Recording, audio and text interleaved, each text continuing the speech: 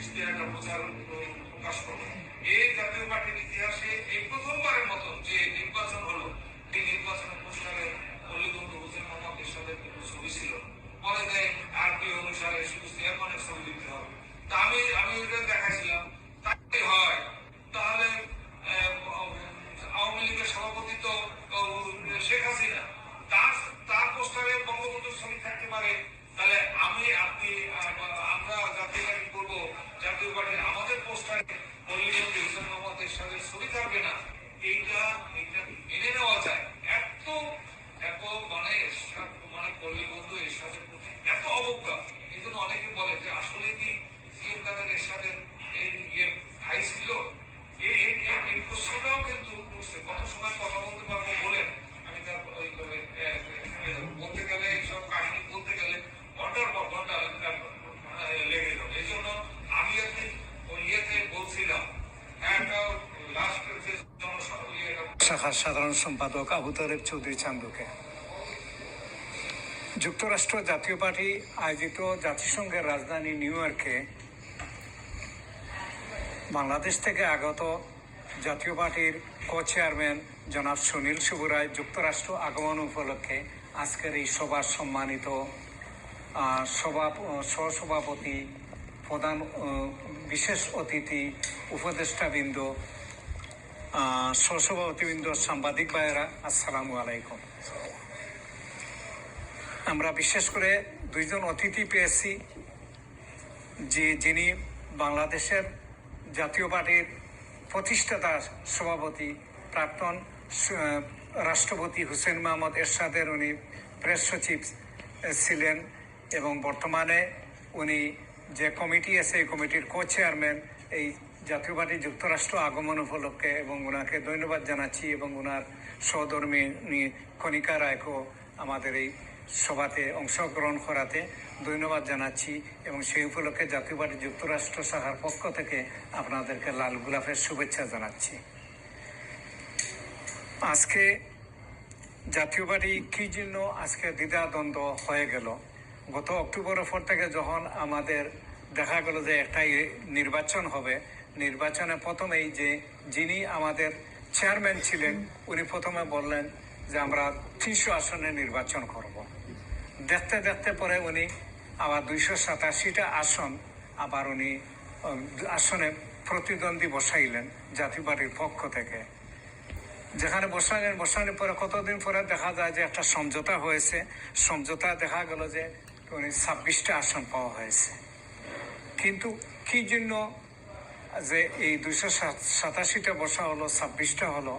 প্রত্যেকটা দলের একটা উপদেষ্টা কমিটি থাকে, প্রত্যেকটা দলের একটা প্রেসিডিয়াম মেম্বারের কমিটি থাকে, প্রত্যেকটা দলের কেন্দ্রীয় কমিটি থাকে। কারোর সাথে কোনো যোগাযোগ না করে উনি নিজের মন গড়াভাবে উনি নিজে একবার দিয়ে দিলেন 287টা, আবার কারোর সাথে কোনো কিছু করলেন না। যে 287টা দিলেন তারা নমিনেশন কিনে নিয়ে গেছে, অথচ নির্বাচন আসলো উনি তাদেরকে এক জায়গায় খালে ফেলে দিয়ে উনি নির্বাচনে 26টা আসন নিয়ে আসলেন। নিয়ে আসে কোনো যোগাযোগ নাই, কোনো দলের সাথে কারোর সাথে কোনো যোগাযোগ নাই। শেষ পর্যন্ত 26টা নিয়ে আসিয়াও নির্বাচন দিলেন। এমন একটা সিট, আমাদের সিলেটের খুব গুরুত্বপূর্ণ সিটটা ওনার সহধর্মীকে দিয়ে দিলেন এবং সারা সিলেটটায় কোনো লোক নাই, কোনো কিছু নাই। এইটা বারবার এখানে একটা দলের অনেক ত্রুটি বিচ্যুতি হয়েছে। নির্বাচন গেল, নির্বাচন যাওয়ার পরেও এখানের মধ্যে কোনো কৃতজ্ঞতা নাই, কোনো কিছু নাই। 11টা সিটে উনি পাস করে আওয়ার পরেও উনি বসতে পারতেন সারা দলকে নিয়ে, কেন্দ্রীয় কমিটিকে নিয়ে, প্রেসিডিয়াম মেম্বারকে নিয়ে বসতে পারতেন। উনি মন গড়া বসলেন।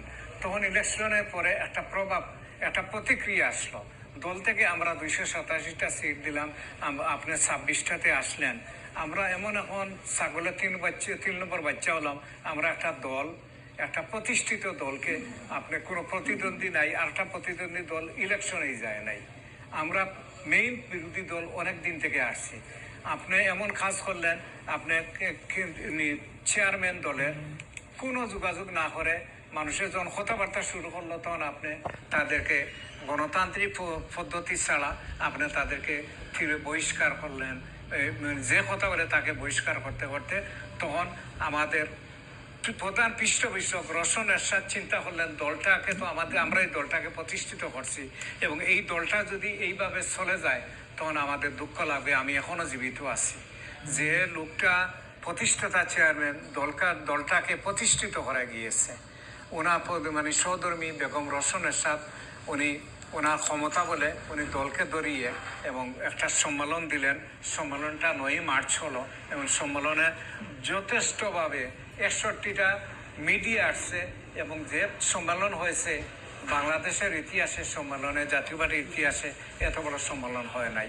আমি যুক্তরাষ্ট্র জাতীয় পার্টির সভাপতি হিসাবে আপনারা দেশ বিদেশে এবং বহির্বিশ্বে যত জাতীয় পার্টির লোকজন আছেন, আপনারা সবাই রওশন এরশাদের সাথে একাত্মতা ঘোষণা করে আসুন আমরা একটা সুন্দর জাতীয় পার্টি প্রতিষ্ঠিত করি।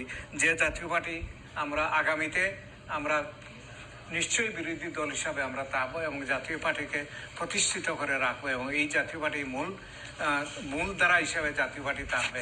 আপনারা বাংলাদেশে যারা এই এত শ্রম দিয়ে রওশন এরশাদের নেতৃত্বে দলকে প্রতিষ্ঠিত করতেছেন এবং কাজ চালিয়ে যান, আমরাও এখানে যখন জাতিসংঘের রাজধানী নিউ ইয়র্কে আছি আমরাও আপনাদেরকে সাড়া দিই। কোনো প্রয়োজন মনে হলে আমাদেরকেও আপনাদের সাথে কেন্দ্রীয় কমিটি রাখতে পারবেন। আমরা আজকে এত দৈন্য হয়েছি, আমরা জাতীয় পার্টির একজন চেয়ারম্যান এবং বেগম রওশন এরশাদ বর্তমানে চেয়ারম্যানের মুখপাত্রকে আমরা যুক্তরাষ্ট্র পেয়ে আমরা অনেক আনন্দিত এবং দৈন্য হয়েছি। উনি সংকীর্ণ সফরে যুক্তরাষ্ট্র আসাতে ওনাকে ধন্যবাদ জানাচ্ছি এবং আমরা একটা কমিটি পাঠিয়েছি, আপনি ঢাকায় গিয়ে আমাদের কমিটিটা অনুমোদন দিবেন। ইনশাল্লাহ আমাদের লোকজন কম থাকলেও আগামীতে আমাদের এই দল বাড়ি হবে এবং আমাদের এখানে যারা আজকে উপস্থিত হয়েছেন সাংবাদিক ভাই বোনেরা সবাইকে ধন্যবাদ জানিয়ে এবং সবাইকে ধন্যবাদ জানিয়ে এবং প্রধান অতিথিকে ধন্যবাদ জানিয়ে আমি আমার আজকের সংক্ষিপ্ত বক্তব্য এখানেই শেষ করছি। আসসালামু আলাইকুম রহমতুল্লাহ বারাকাতু। 68,000 গ্রাম বাঁচলে বাংলাদেশ বাঁচবে। হুসেন মোহাম্মদ এরশাদ জিন্দাবাদ, বেগম রওশন এরশাদ জিন্দাবাদ, জাতীয় পার্টি জিন্দাবাদ।